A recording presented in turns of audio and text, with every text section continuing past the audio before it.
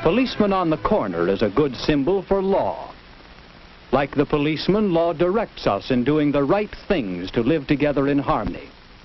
And law forbids us from doing the wrong things that tend to destroy that social harmony. But law is more than the policeman on the corner, more than the courthouse where our laws are enforced, more than the jail where lawbreakers are punished. Law is one of three forms of social control which regulate our daily lives. Custom, what we usually do. Moral code, what we should do. And law, what we must do. Now, just how do these social controls affect us? Well, in the teen canteen in our town, we'll find part of the answer to that question.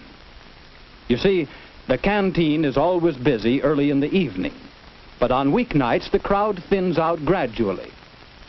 So when the clock approaches closing time, things quiet down in a hurry.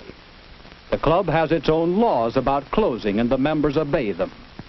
After closing time, you won't find anyone there, except for the three members whose turn it is to clean up. But did I say three? Just us, Betty? Aren't there always three on the cleanup committee? Yes. I wonder who's missing. If it's that Jack McGregor again. It is. I've heard he always ducks out early.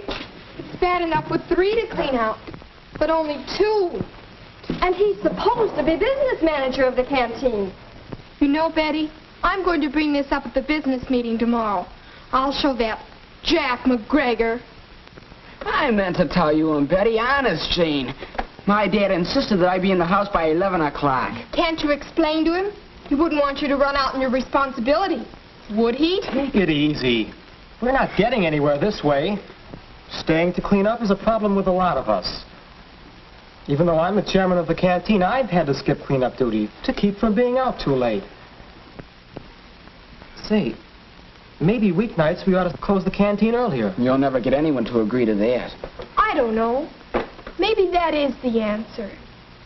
Tell you what, let's meet again when we can have our advisors in to help us work this thing out. As you know, our civic association has been with you from the start. I believe I can speak for the association and as your advisor in recommending that it would be very wise for you to close the canteen on weeknights at 10:30 instead of 11. After all, that's customary in our town. The drugstores, ice cream stores, most of the places of business are closed by that time, and, well, it seems to me that you might close, too. The theater stays open later than 11. But we're not a theater. Some people may question our behavior when we keep the canteen open till 11. I don't think it's right for us to stay out so late. Who's to say what's right? We know what's good for us. Nobody has to stay here till 11 just because the canteen is still open. There's no law that says you have to stay or you have to go. You're a lawyer, Mr. Parks. There's no law, is there? No, Jack, I don't think there is. Now. But I have heard people talking about your late hours here. You'd better realize that the town could pass a law which would compel you to close at 10:30 or 10 or even 9. You see, whatever the community decides is best for itself usually becomes law. The community? Well, aren't we part of the community? Oh, of course you are, Jack. But thinking of the community as a whole, well, I wouldn't like to see our town pass a curfew law, as some other towns have. Don't you think it would be better for the community and for you if the canteen were to pass its own law to close weeknights at 10:30? And so Jack is learning about social controls. It's customary, said Mrs. Brown. It's right, said Jane. It's the law, said Mr. Parks. Yes, they can all see how these social controls, custom, moral code, and law have always played a part in the activities of the teen canteen.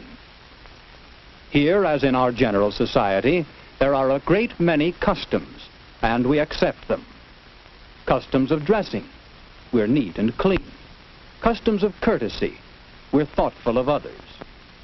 What happens if we violate a custom? It isn't serious. Perhaps we simply lose a little prestige. Nevertheless, customs do control us. We make a habit of following them. And then there are moral codes, sometimes called the mores.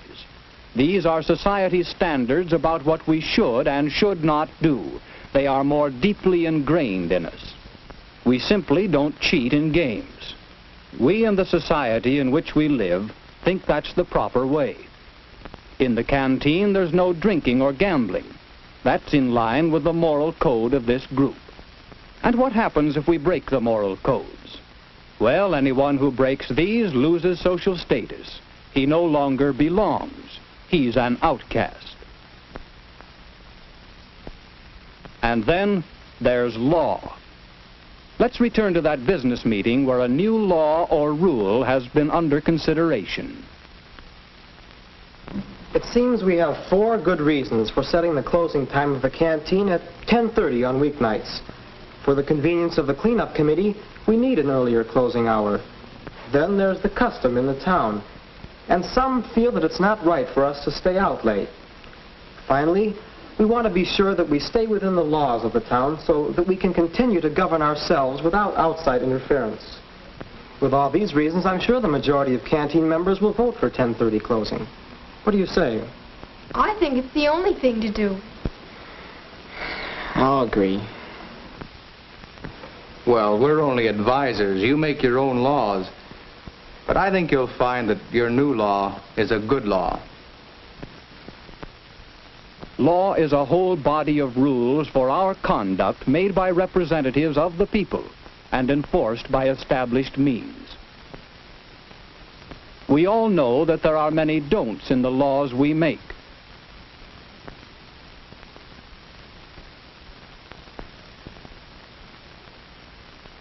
Law prohibits what the majority decide is wrong.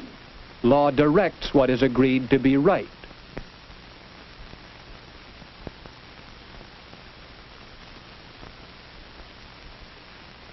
Laws require you to go to school so that you and society will benefit, and laws provide the schools for you to attend. Thus, every day you come in contact with social controls, with custom, with moral code, and with law.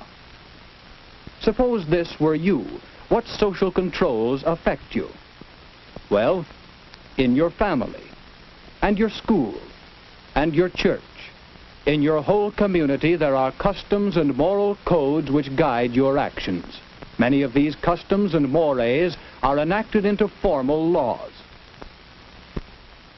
The town or city in which you live has laws which control you. There are state laws passed and enforced by state governments. And the federal government in your name makes laws which affect you. And we are hopefully working toward a still higher level of law, the law of nations united for world peace. You are guided by all these laws and controls.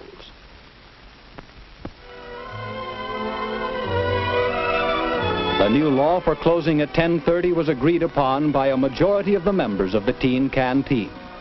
It's a good law because it agrees with the customs, the moral codes, and the laws of this group and of this community.